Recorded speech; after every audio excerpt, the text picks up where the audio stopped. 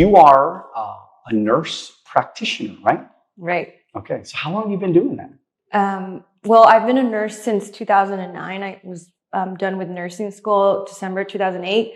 Then did my boards in January. My grandma actually passed away, so I didn't take my test right away. But then in February 2009, I did my nursing board. Okay. And then I went back to school in 2013. So I don't even know how long.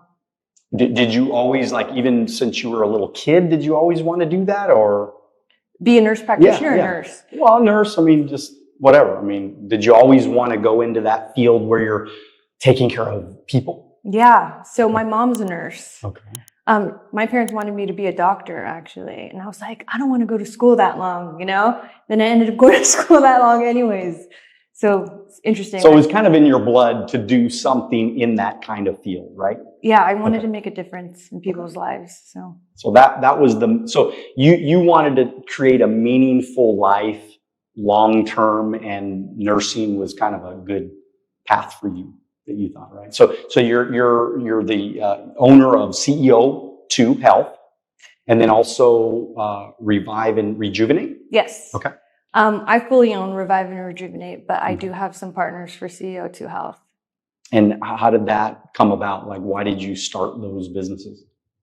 So I started Revive and Rejuvenate because I was working at the hospitals, and I really wanted to know more about what we could do to stay healthy. My parents were getting older. Most of my career was in pediatrics. So seeing all these sick kids, I wanted to have kids of my own. And every single day when I'd go to work, I'm like, another thing, kids can be born healthy and then they'll have an anoxic brain injury or they'll fall in a pool. And then it just changes their whole life. And I was like, if I ever want to have kids one day, I need to kind of move away from this. But then I ended up still doing it.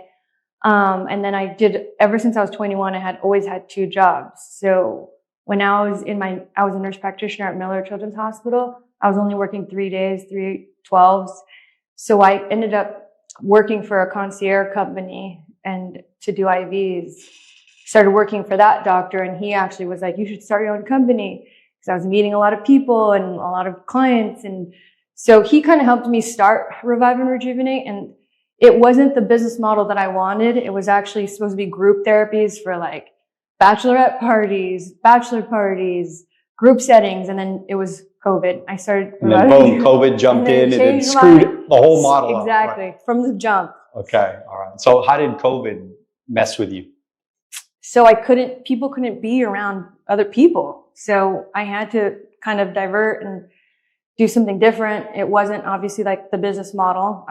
I pitched to him that I wanted to do group sessions. And instead I was doing one-on-ones now because everybody was staying home.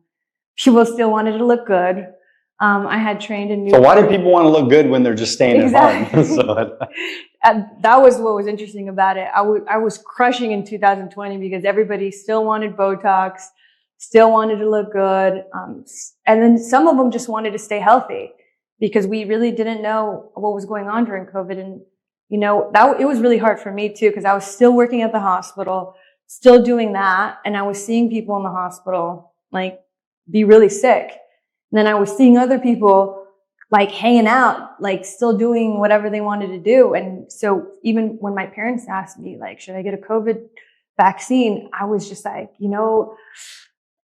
I don't know. It was so hard, but then they ended up I said, do what's best for you. I ended up doing the first one because if not, I was going to get let go at the hospital. And at that time, I just I felt forced. You couldn't afford to. Exactly. Yeah. And I think a lot of people felt that way. But then when the booster came out, I didn't do it anymore. You know what's crazy is that the more I talked to so many people, and I'm not even kidding, 90%, I don't know where they came up with their numbers, or I'm just talking to a whole different crowd, but 90% of the people that I talked to, they never got vaccinated. Yeah. So many people never got vaccinated. Literally, I didn't get vaccinated, and I didn't do it because I didn't believe that the government should tell me I have to do something. Yeah. And it's got a little sketchy when they're telling you have to take a drug that nobody knows about. I mean, we have no idea how this thing works. There's other doctors coming out in the world saying this might not be the best thing. And then they're telling you to do it. And then these big, medical corporations are behind everything. I had a challenge with that. Did you kind of have a little internal dialogue like that a little bit? I did. I had an internal battle, but it was hard for a lot of people in the medical field because they were mandating it, and I was at the hospital, and I couldn't just leave and say, "All right." Do you think that's wrong though? I mean, like just from you as a human being, like, do you think it's wrong that they should mandate anything like that? No, yeah, I do think it's wrong. I don't think anybody should force us to do anything, So that was one of them. And I don't even they were making us do flu shots also. And ever since I left, I haven't been doing flu shots at the hospital either. Is it kind of weird, just you being a nurse, is it kind of weird though that you take a flu vaccine, the first thing it does is get you sick? I don't understand.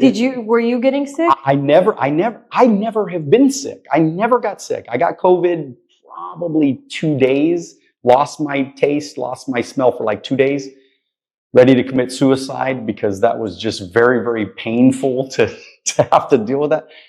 But that was it. I mean, I wasn't sick, but I just think it's interesting just about the flu shot because I've been following Anthony Robbins for my whole career. I mean, 21 years old, I went to my first Anthony Robbins seminar and it changed my life. And he talked about the flu vaccine back then. This is 25 years ago. He talked about it. He said that it's crazy that all these people are taking the flu vaccine and it makes you sick.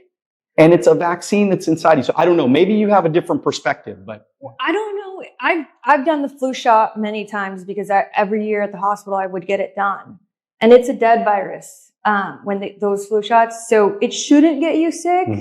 But I think the problem is that when people usually get it, it's around when they're going to get sick anyway. Exactly. Gotcha. Wintertime. So I don't know if that's true, but because I've never gotten sick from it. And people always tell me like, why is it that every time I get the flu shot, I get sick? And my thing is like, well, when are you getting it? Like the flu shots come out usually September. I'm not advocating for flu shots. I'm not saying you should get it. Should I get a flu shot every year? I mean, so you're not saying I should. Who should get a flu shot? So what I was taught, right? The reason why we get flu shots, it's the 4, viruses change.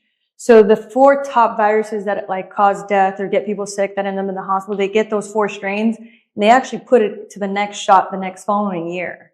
If you like this video and you want to watch another one, click right here.